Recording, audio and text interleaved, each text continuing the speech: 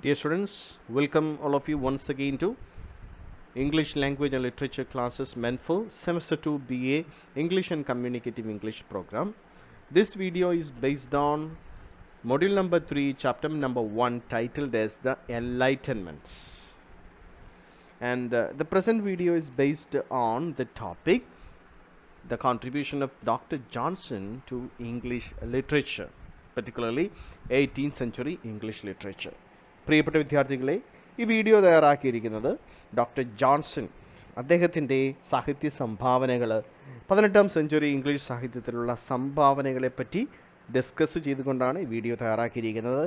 Already we have prepared A video on doctor Johnson and this going to be the second part on that. This will be a continuation of the first part on Dr. Samuel Johnson. So before you watch this video, please go back to that video, first one, and watch it and come back to this one.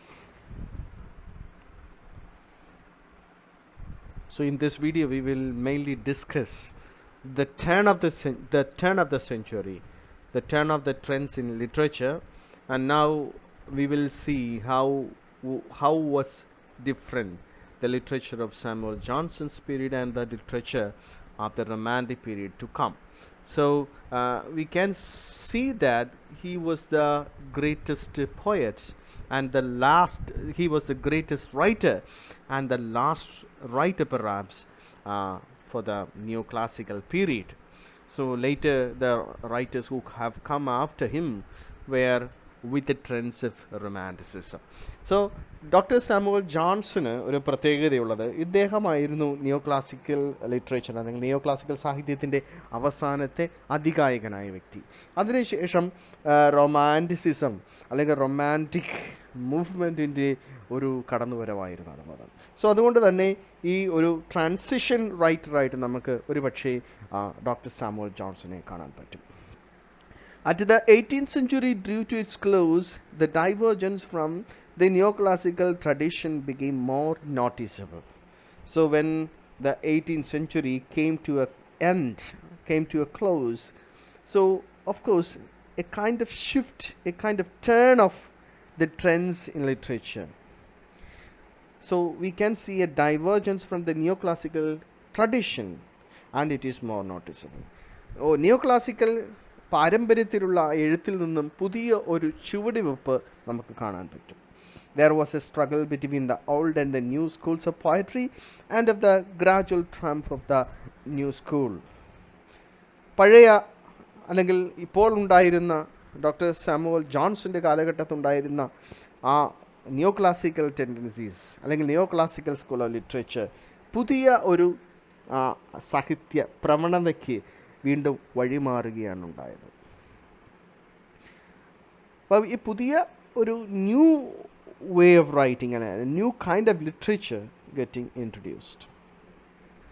Dr. Johnson's two poems, London and the Vanity of Human Wishes, and Oliver Goldsmith, The Traveller and the Deserted Village, are the last great works of the ongoing artificial 18th century school.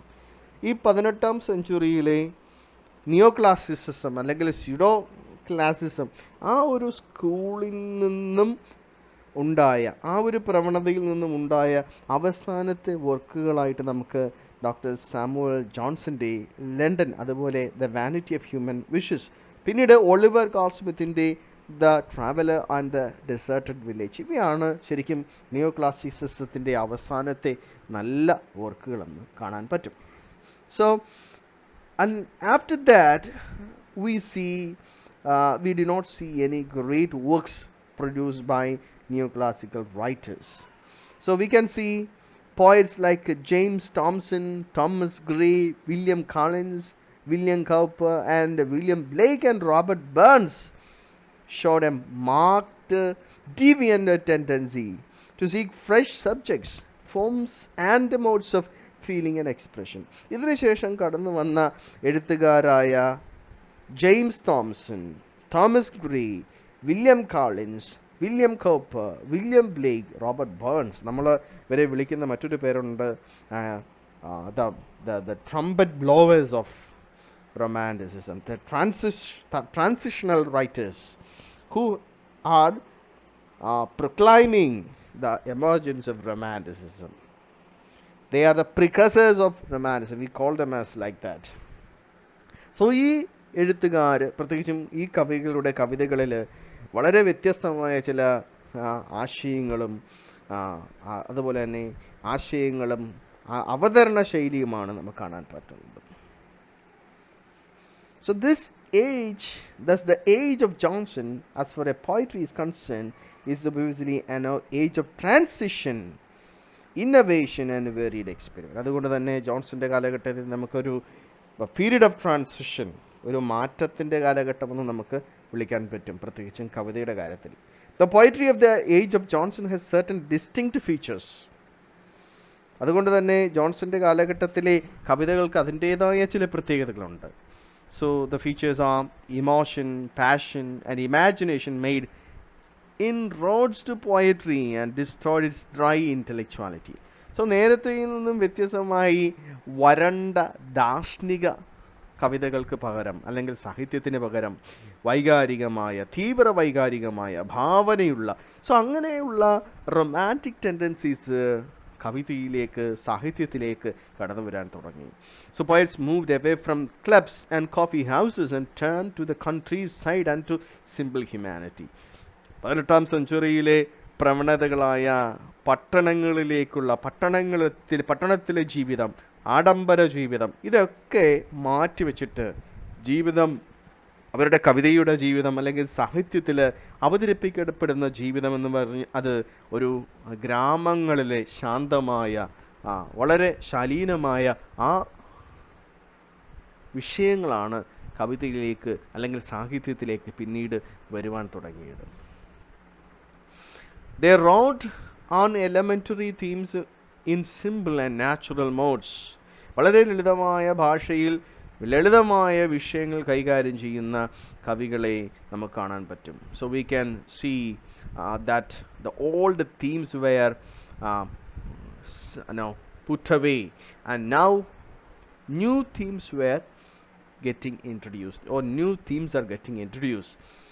So supernatural stories and legends of the Middle Ages are appearing in as themes and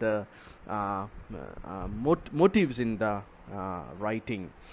So efforts were also made to break away from the conventional style. The sway of the heroic couplet was challenged by older verse forms like the blank verse and the Spenserian stanza and the lyric. 18ാം സെഞ്ചുറിയിൽ ഉപയോഗിച്ച കവിതയുടെ ഭാഷാഘടന, വരികളുടെ ഘടന, പ്രത്യേകിച്ചും heroic stanza ഫോമൊക്കെ മാറ്റി വെച്ചിട്ട് വീണ്ടും blank verse, അതുപോലെ തന്നെ ലിറിക്കൽ മോഡൊക്കെ കവികൾ സ്വീകരിക്കാൻ തുടങ്ങി. അങ്ങനെ മൊത്തത്തിൽ ആകമാനം ഒരു വലിയ മാറ്റമാണ് ഡോക്ടർ ജോൺസന്റെ കാലഘട്ടത്തിന് ശേഷം സാഹിത്യത്തിൽ ഉണ്ടായത്.